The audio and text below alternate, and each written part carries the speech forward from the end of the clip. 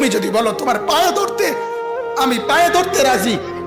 তুমি যদি বলো তোমারে জড়িয়ে ধরে কাঁদতে, আমি কাঁদতে রাজি।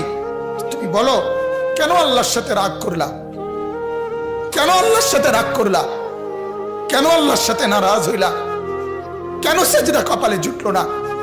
কেন মালিকের সাথে সারাদিনের এত কিছুর বিনিময়ে আল্লাহ তাআলা একটা মিস কল দিলে, 2 সেকেন্ডের একটা মিস কল দিলে বন্ধু তুমি টের পাও তোমার মোবাইলে মিস কল আসছে। এত বড় মসজিদে 6টা মাইকের হরন দিয়া আল্লাহু আকবার বলে তোমারে ডাক দেয়, তোমার একটা বারও কানে লাগে না, বিবেকে লাগে না। তোর মতো সত্য ডাকাত, তোর মতো পাষাণ বেটার কে হইতে পারে? বেটা কথা বলেন না কেন? তুই ডাকাত, কত বড় ডাকাত। ওয়ায়াউমা তাকুমুস সাআতু ইউবলিসুল মুজরিমুন।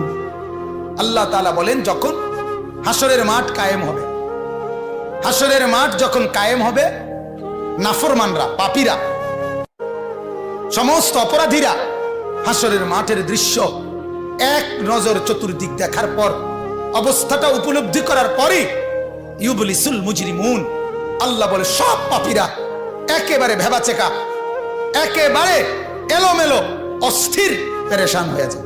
হায় এখন কি হবে? এখন কি হবে? হাসরের ময়দানে দাঁড়িয়ে দেখবে আল্লাহর নবী সাল্লাল্লাহু আলাইহি সাল্লাম বলেন 2টা কদম, শুধুমাত্র 2 পাও রাখা যায় যতটুকু জায়গা। আল্লাহ রাসূল সাল্লাল্লাহু আলাইহি সাল্লাম বলেন একজন মানুষ হাসরের ময়দানে শুধু এতটুকু জায়গায় বরাদ্দ পাবে।